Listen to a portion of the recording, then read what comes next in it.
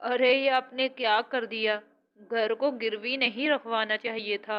ये ठीक फैसला नहीं है। हमारे पास सिर्फ एक घर ही तो था, वो भी आपने गिरवी रखवा दिया। अगर कल को कोई हम पे मुश्किल वक्त आ जाए तो कम से कम हमारे पास रहने के लिए छत तो होती। तुम ऐसा क्यों सोच रही हो सीमा? इंसान को अच्छा ही सोचना चाहिए। मैंने तो इस घर को गिरवी इसीलिए रखवाया है कि हमारा बच्चा अच्छी तालीम हासिल कर सके। और तुम इस घर के बारे में फिक्र ना करो। मुझे यकीन है कि कुछ सालों तक हमारा बेटा इस काबिल हो जाएगा कि हमारे सर पे जितना भी कर्जा है वो उतर जाएगा। वो तो ठीक है, लेकिन मैं कह रही थी कि आप घर को गिरवी ना रखवाते बल्कि किसी से पैसे उधार पकड़ लेते। कम से कम हमें इस बात की तसल्ली तो होती कि हमारे सर पे अपनी छत है। तुम तो जानती हो सीमा कि कितने लोगों से मैं उधार पकड़ चुका हूँ। अब तो कोई उधार पैसे भी नहीं देता, इसलिए मुझे मजबूरन घर को गिरवी रखवाना पड़ा। लेकिन तुम परेशान ना हो, सब कुछ ठीक हो जाएगा। कुमार और सीमा अपने घर को गिरवी रखवा के अपने बेटे सूरज को अच्छी यूनिवर्सिटी में एडमिशन दिलवा देते हैं ताकि वो पढ़ लिख के कुछ बन सके और उनकी गुर्बत खत्म हो जाए। यूनिवर्सिटी में सूरज की दोस्ती नैना से हो जाती है। नैना एक बहुत खूबसूरत और अमीर लड़की थी। नैना को सूरज बहुत अच्छा लगता था और सूरज को भी नैना में काफी दिलचस्पी थी, लेकिन उसने आज तक नैना को इस बारे में कुछ नहीं बताया था क्योंकि उसे लगता था कि नैना उससे शादी नहीं करेगी। आखिर एक दिन नैना सूरज से कहती है, सूरज वो मुझे तुमसे एक जरूरी बात करनी है। मैं हर बार तुमसे ये बात कहने की कोशिश करती हूँ लेकिन फिर नहीं कह पाती। हाँ बताओ नैना, क्या बात है? एक्चुअली सूरज, मुझे तुम्हें बताना था कि तुम मुझे बहुत अच्छे लगते हो। मुझसे तुम शादी करोगे? हाँ क्यों नहीं नैना, लेकिन कहीं तुम मुझसे मजाक तो नहीं कर रही? अरे नहीं यार, मैं तुमसे मजाक क्यों करूंगी। मुझे तुम वाकई में बहुत अच्छे लगते हो। मैंने कई बार तुमसे ये बात कहने की कोशिश की थी मगर कह नहीं सकी, लेकिन आज मैंने सोच लिया था कि जो भी हो जाए मैं तुम्हें बता के ही रहूंगी। वैसे भी कुछ माह तक तो हमारी स्टडी भी कंप्लीट हो जाएगी। और हाँ, एक बात और, मुझसे शादी करने के लिए तुम्हें मेरी एक बात माननी होगी। कौन सी बात? मुझसे शादी करने के बाद तुम्हें फिर अपने पेरेंट्स को छोड़ना होगा। और याद रखना, छोड़ना मतलब छोड़ देना ही होता है। मैं तुम्हें कल तक का टाइम दे रही हूँ सूरज। कल तक अच्छी तरह सोच समझ के मुझे बता देना कि क्या तुम मुझसे इस शर्त पे शादी करना चाहते हो या नहीं। सारा दिन सोचने के बाद अगली सुबह सूरज नैना को अपना फैसला सुना देता है कि उसे वो शर्त कबूल है और वो नैना से शादी करना चाहता है। कुछ दिन बाद सूरज अपने माँ बाप को बताए बगैर नैना से शादी कर लेता है। शादी के बाद नैना सूरज से उसका पुराना मोबाइल ले लेती है और उसे नया मोबाइल गिफ्ट कर देती है ताकि सूरज अपने घर वालों से राब्ता ना रख सके। दूसरी तरफ सूरज के माँ बाप कई दिनों से उसे कॉल करने की कोशिश कर रहे थे मगर हर बार नंबर ऑफ जा रहा था। मुझे तो बहुत परेशानी हो रही है। आखिर इतने दिनों से सूरज का नंबर बंद क्यों जा रहा है। पता नहीं मेरा बेटा कहाँ चला गया। मैं तो खुद भी बहुत परेशान हूँ। पता नहीं सूरज हमें बताए बगैर कहाँ चला गया। मैं तो कल उसकी यूनिवर्सिटी जाके वहाँ से भी पूछ के आया हूँ। वो कह रहे थे कि सूरज तो कई हफ्ते पहले ही अपनी डिग्री मुकम्मल करके यहाँ से चला गया था। आखिर कहाँ चला गया सूरज। पहले तो कभी भी ऐसा नहीं हुआ था। अरे सूरज, कहाँ जा रहे हो तुम? वो मैं वॉक के लिए जा रहा था नैना। घर में बैठा बहुत बोर हो रहा हूँ। मैंने सोचा कि वॉक ही कर रहा हूँ। कोई जरूरत नहीं है घर से बाहर जाने की सूरज। तुम तो ऐसे कह रही हो कि जैसे मैं कोई बच्चा हूँ और घर से बाहर निकलने पे गुम हो जाऊंगा। बस मैंने तुम्हें कह दिया कि तुम बाहर नहीं जाओगे। नैना हर वक्त सूरज पे पाबंदियां लगाती रहती थी। ना तो वो अपनी मर्जी से बाहर जा सकता था और ना ही वो किसी से मिल सकता था। कुछ महीनों बाद ही सूरज नैना से शादी करने के फैसले पे पछताना शुरू हो जाता है। ये मैंने क्या कर दिया? नैना से शादी करके इतनी बड़ी गलती कर दी।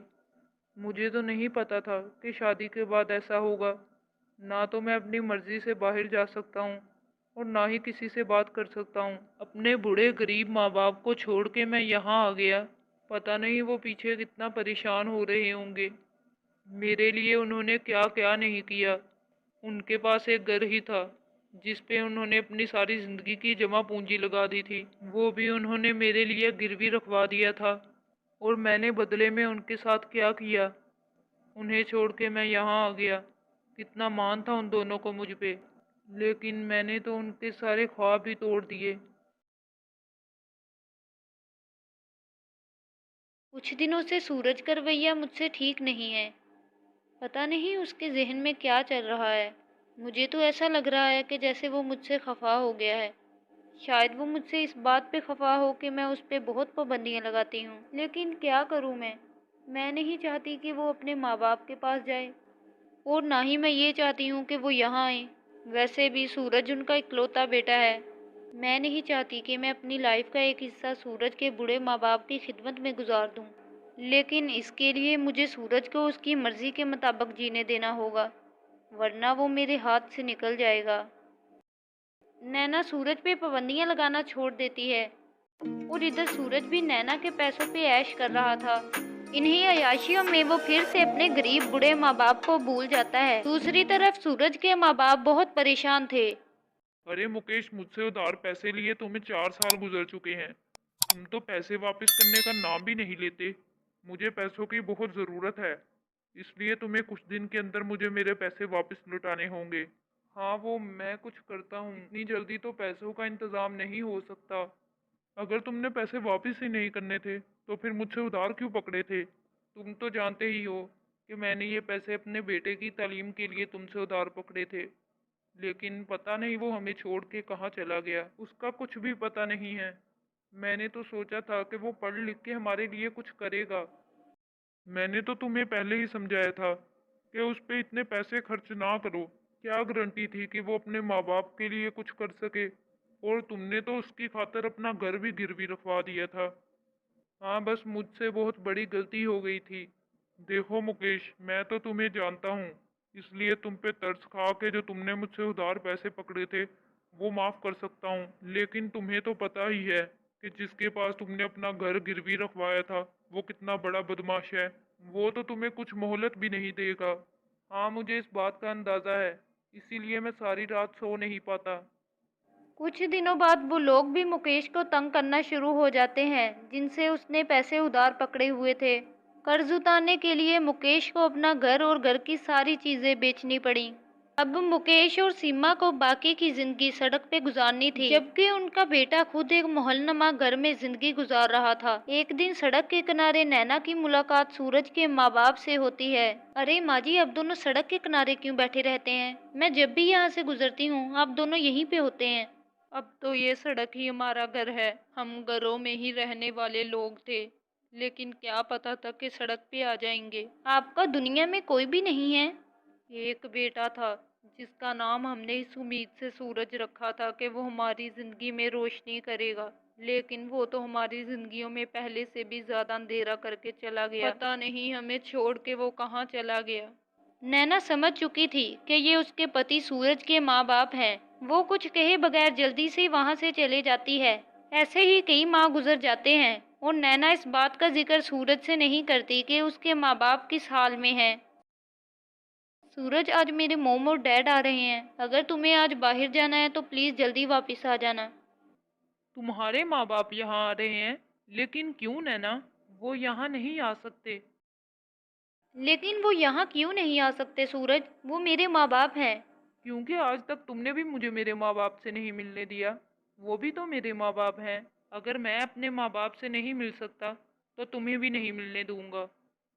अचानक नैना को सूरज के माँ बाप का ख्याल आता है कि अगर उसके अपने माँ बाप इस हालत में होते तो उस पे क्या गुजरती। वो दौलत के नशे में चूर हुए सूरज को बताती है कि उसके माँ बाप किस हालत में हैं। ये जान के सूरज का दिल फट सा जाता है, और वो अपने माँ बाप को अपने पास लाने का फैसला कर लेता है। वो दोनों उसी जगह पे जाते हैं जहाँ नैना ने उन्हें कई बार देखा था। जब वो वहाँ पहुँचते हैं तो देखते हैं कि वो दोनों वहाँ पे मौजूद नहीं थे। भैया, क्या तुम जानते हो कि यहाँ सड़क के किनारे जो एक आदमी और औरत बैठे होते थे वो कहाँ हैं?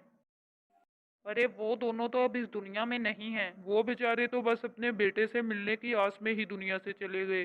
वैसे कौन हो तुम लोग? मैंने तो पहले तुम लोगों को कभी भी यहाँ नहीं देखा। अपने माँ बाप की दुनिया से गुजर जाने की खबर सुन के सूरज बहुत उदास हो जाता है। वो अपने किए पे बहुत शर्मिंदा था, लेकिन अब तो उसके पास पछतावे के अलावा कुछ भी नहीं था। वो इस बात के लिए आज तक खुद को माफ नहीं कर पाया।